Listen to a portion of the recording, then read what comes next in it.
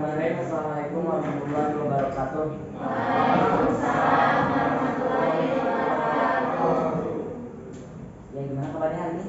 Alhamdulillah. Siapa yang tidak hadir? Yang nggak hadir siapa sekarang? Tapi udah mesti hadir dah. Siapa yang hadir? Ada semua. Beneran. Hadir semua.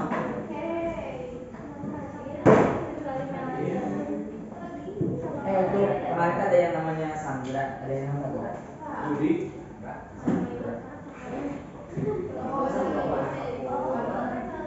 Sandra banyak yang nggak masuk tugasnya kemarin tidak. Tapi yang lainnya ada semua. Ya, sok dipimpin doang dulu. Kayaknya. Sebelum kita belajar, akan bercerita terlebih dahulu berada nanti dimulai.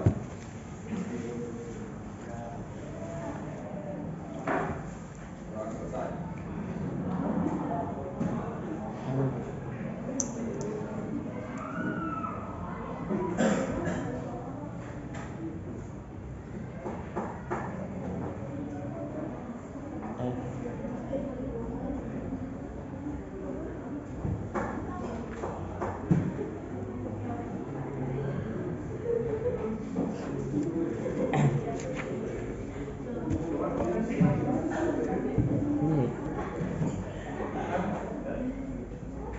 Oke, baik, untuk pertemuan pagi, pertemuan kelima ya dengan Bapak, kita akan belajar mengenai apa kemarin teh? Udah dikasih tahu, sekarang belajar mengenai apa?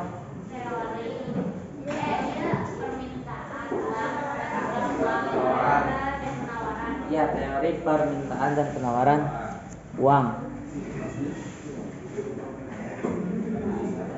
Berarti udah clear ya mengenai indeks harga dan inflasi. Itu kita ulas dulu. Mana inflasi? Kita ingat-ingat dulu apa itu inflasi. Kenaikan harga barang secara umum terus-menerus dan berkelanjutan. Nah, kan inflasi itu banyak jenisnya ya. Kita dibagi-bagi. Pertama menurut tingkat keparahannya. Ada yang namanya inflasi ringan. Inflasi ringan yaitu inflasi dengan tingkat 0 sampai berapa persen? 10%. Kedua ada tingkat inflasi sedang dengan tingkat keparahan 10 sampai 30%. Kemudian ada inflasi berat dengan tingkat keparahan 30 sampai 100. Yang berat.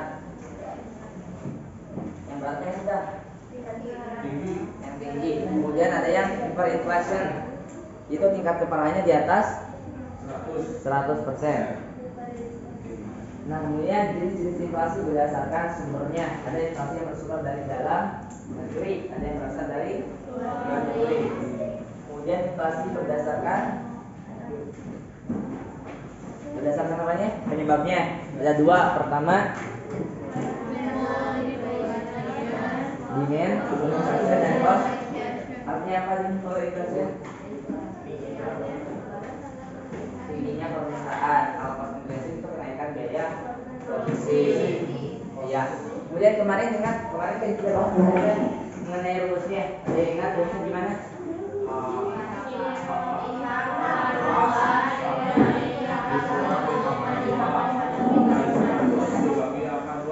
Kalau jangan akan mah sedikit kata apa?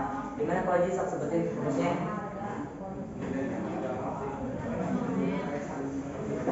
Laju inflasi sama dengan indeks harga konsumen tahun 1 bisa tahun apa? Enggak, bukan tahun dasar. Tahunnya akan dihitung sekarang dikurangi IHK tahun dasar tahun sebelumnya dibagi dikali 100%. Iya, udah rumusnya mah. Udah rumusnya? Udah. Udah ya, kalau apa yang belum nanti aja ditulisin. Kita lihat dulu pertama mengenai permintaan uang. Apa sih permintaan uang itu?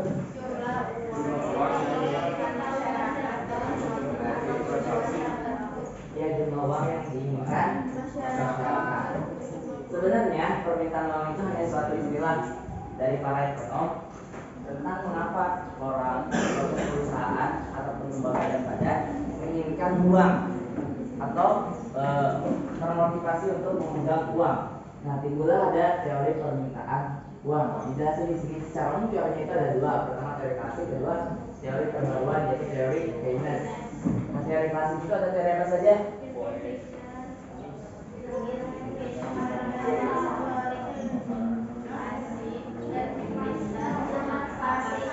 Ya, secara umum ada dua ya. Pertama itu Fisher, kedua Alfred.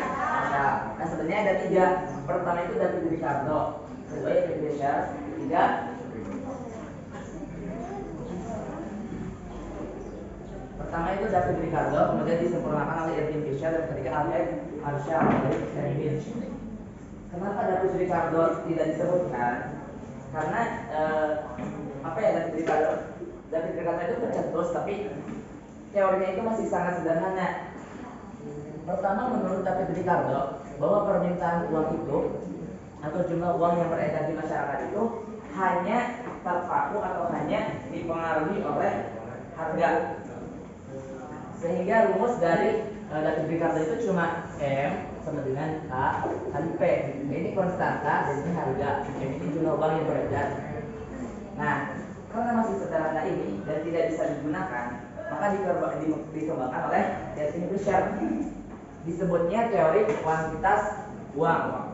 Nah, sebenarnya yang mencetuskannya ini pertama kali ada teori permintaan uang dari David Ricardo. Kurangnya David Ricardo hanya memperhitungkan faktor harga, tidak dengan faktor-faktor lain yang memang mempengaruhi nilai uang terhadap jumlah uang beredar, yaitu apa saja? Itu bersyarat kali I sebenarnya. Nah, berarti tambahin faktor ini dan faktor ini. Kita cuma ini. Nah, dia berbicara M sebenarnya apa ya? Money, jumlah uang yang beredar. P, bisa apa P? Kecepatan atau laju peredaran uang. P, kalau P? Tingkat harga umum. Kalau T? Jumlah barang yang beredar. Nah, ini rumus menurut Irving Fisher. Nah, kemudian ada teori terbaru, teori dari Keynes. Kenapa? Karena teori klasik ternyata masih memiliki kekurangan. Apa kurangnya? Yaitu tidak memperhitungkan faktor tingkat tingkat suku bunga.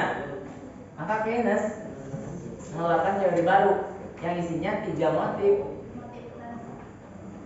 motif seorang memegang uang atau badan ataupun orang memegang uang. Ada tiga motifnya. Pertama, motif transaksi. Artinya seseorang termotivasi atau ingin memegang uang karena dia membutuhkan adanya kegiatan jual beli atau transaksi. Contoh, kita sekolah pasti jajan kan? Ya. Apa yang soal Senin? Puasa Senin kan? Kita akan jajan. Nah, berarti kita jajan itu kan transaksi. Berarti kita punya motivasi untuk memegang uang. Kita minta sama orang tua kan? Ya, minta. Berarti itu jadi motivasi kita untuk memegang uang. Motifnya apa? Transaksi atau jual beli, yaitu kegiatan-kegiatan yang memang secara rutin kita lakukan. Yang kedua itu ada motif berjaga-jaga.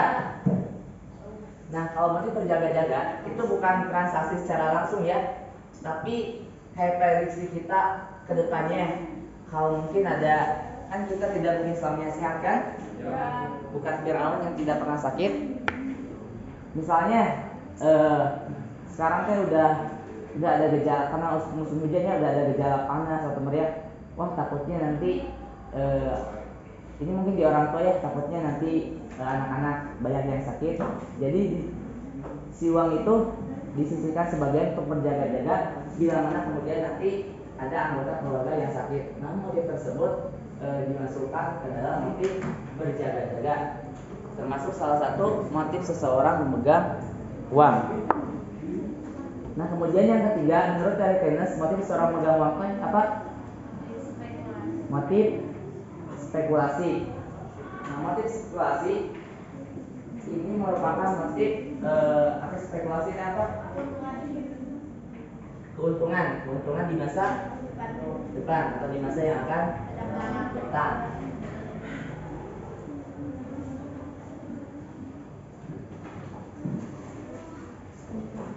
Nah, untuk motif spekulasi ini, contoh sederhananya di saham atau di apa ya? Ya di saham, di emas atau di barang-barang yang memang semakin lama semakin naik atau semakin mahal, seperti tanah dan emas. Nah, kita prediksikan. Nah kan dari awal juga kita bahas apa pentingnya kita mengetahui indeks harga, inflasi, kemudian sekarang ke teori permintaan uang. Kita bisa tahu perbandingan harga dari satu periode ke periode. Nah, ini untungnya salah satunya adalah di teori permintaan uang di motif spekulasi. Kita bisa tahu mungkin harga suatu barang atau harga saham kemungkinan sebulan, 2 bulan, atau setahun yang akan datang itu naik. Contoh misal tanah di perkotaan, di pinggir jalan. Nah, kita ada uangnya, tapi masih berbentuk dalam giral atau kredit. Kita punya motivasi untuk meminta uang atau mencairkan uang atau memegang uang karena kita tahu bahwa mungkin setahun yang akan datang ini tanah akan meningkat tinggi karena penduduk akan semakin padat.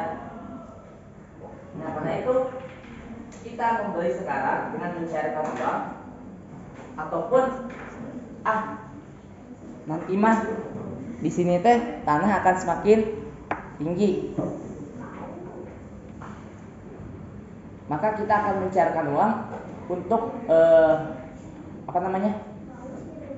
untuk membeli sekarang yang masih murah, misalnya tanahnya masih murah. Itu untuk di tanah contohnya, karena untuk keuntungan di masa yang akan datang. Kalau di saham kan saham itu tingkat suku bunga atau rasio bunganya beda-beda ya. Untuk saham itu spekulasi dipengaruhi oleh tingkat bunga. Ada yang udah main aplikasi saham nggak di sini? Apa? Kripto? Ada yang main ini nggak? Bibit? Ajaib? Enggak? Nggak ada. Kalau Koji atau Koji? Kripto? Suka main? Tapi untung.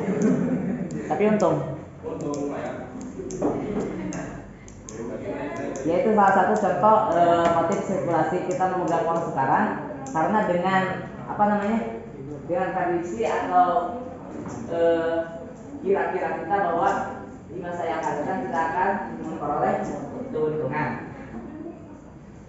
Yaitu untuk teori dari permintaan uang secara umum.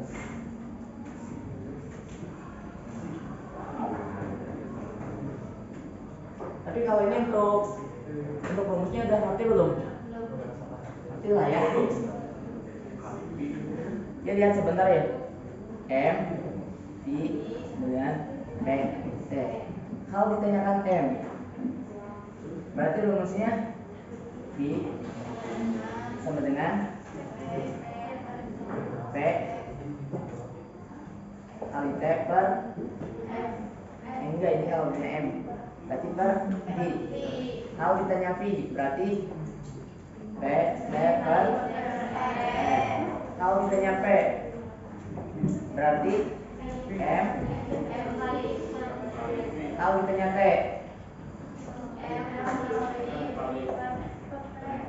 per M kali P per P.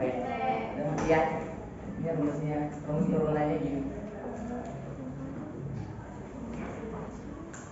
Kemudian yang ketiga mengenai faktor yang mempengaruhi permintaan uang. Ada banyak ya. Satu apa? Pendapatan. Pendapatan. Gimana pendapatan? Jadi kalau semakin besar pendapatan, permintaan uang semakin besar. Kenapa seperti itu?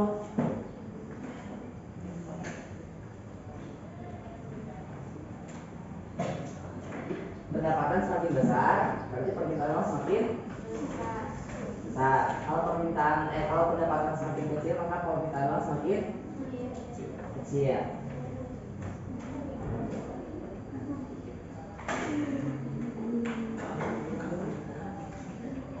Oke, pendapatan uang masyarakat kan beda-beda. Ada yang tetap, ada yang nggak tetap, ada yang besar, ada yang besar. Nah, misalkan kalau permintaannya besar, kita kerja di suatu perusahaan, permintaan besar, pendapatan kita besar, maka otomatis gaji per bulan kita besar. Artinya uang yang diminta oleh masyarakat secara luas berarti semakin tinggi. Sedangkan kalau pendapatan perseorangannya rendah, misal di suatu kota pendapatan rata-rata UMR-nya rendah, berarti di kota tersebut permintaan akan uang itu rendah. Contoh di Tasik, UMR kan beda sama di Jakarta. Kira-kira permintaan uang di Tasik sama di Jakarta besar di mana? Karena pendapatan atau UMR di Jakarta itu lebih besar. Yang kedua faktornya apa? Tingkat suku bunga. Kalau tingkat suku bunga semakin tinggi berarti permintaan uang semakin berkurang. Kalau benar berkurang? Kalau tingkat suku bunga semakin rendah berarti permintaan uang semakin besar. Kenapa seperti itu?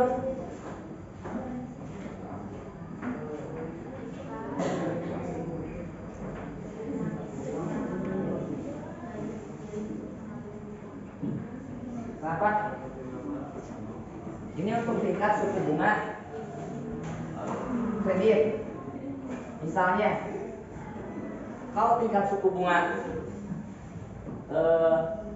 tingkat suku bunga kredit atau kita akan mencairkan uang itu susah karena suku bunganya tinggi, yang penting nggak usah dicairkan, kita tabung uangnya. Nah, kalau tingkat suku bunganya rendah, baru kita akan mencairkan uang untuk berinvestasi atau menanamkan modal dengan mencairkan uang ke bank. Kalau tingkat suku bunga rendah, maka kita bisa mencairkan banyak uang. Nah, di sana permintaan uang akan semakin tinggi. Berbeda dengan tingkat suku bunga pada tabungan.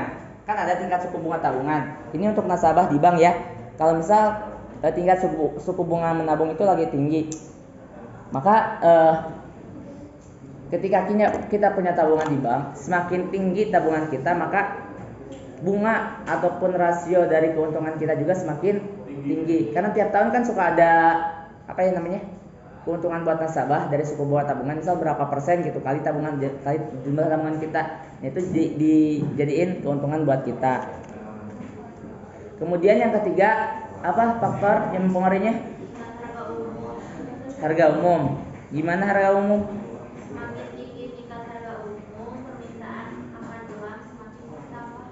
Berarti kalau harganya semakin rendah, permintaan uang Harganya rendah, permintaan uangnya kurang. Kenapa seperti itu?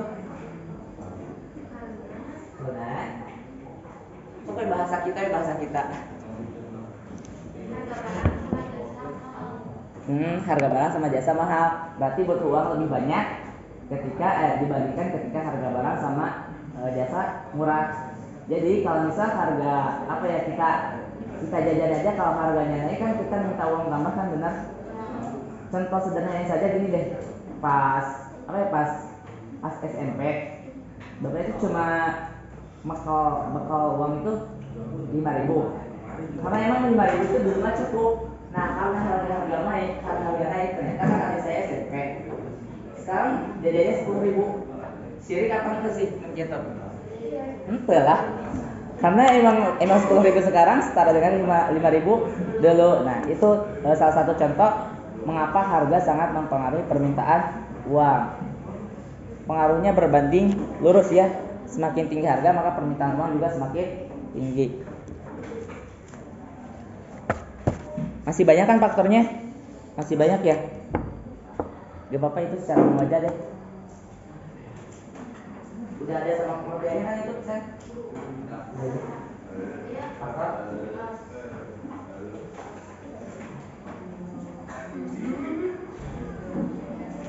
Tadi nulis semoga, Sandra nulis tuh. Benar. Ya, sok dengan anda saudara kalau mau nulis atau enggak juga gak apa-apa. Kalau di kuliah mah ya. Tapi kalau aturan di SMA mah enaknya maksudnya emang gak enak harus nulis gitu. Cuma kalau udah kuliah bakal kerasa deh pas mau ujian atau emang butuh kan nanti kalau kuliah itu di akhir ada ujian komprehensif. Itu dari semester awal sampai akhir itu ditanyain ya di ujian, disidangin.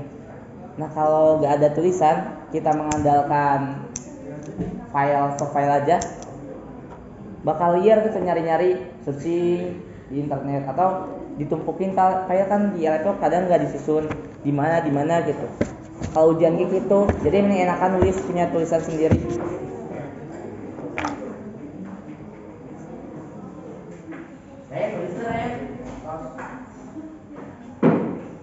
Ini ada lembar aktivitas siswa. Cuma 2 soal dan cuma 2 soal. Satu mengenai perhitungan, satu lagi tentang motif pemegang uang dari Keynes. Ini kerjain mandiri ya. Udah.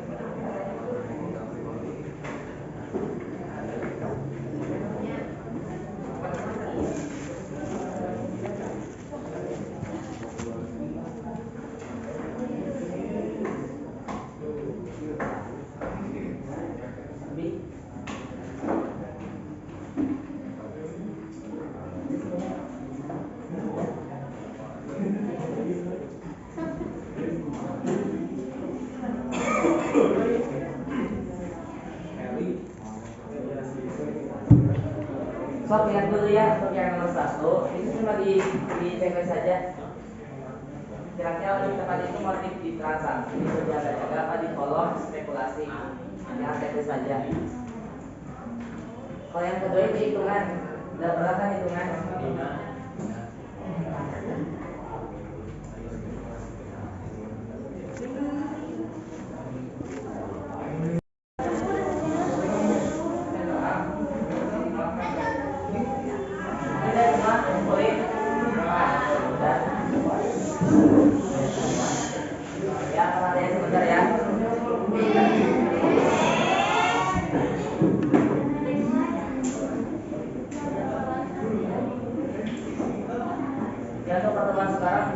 Sekian, terima kasih kepada semua yang telah belajar dengan baik. Sudah boleh kan semuanya? Untuk minggu depan kita akan belajar mengenai apa tadi permintaan berarti penawaran uang. Dapat di sini membaca data dari sekarang, ini kan tinggal tanya jawab aja.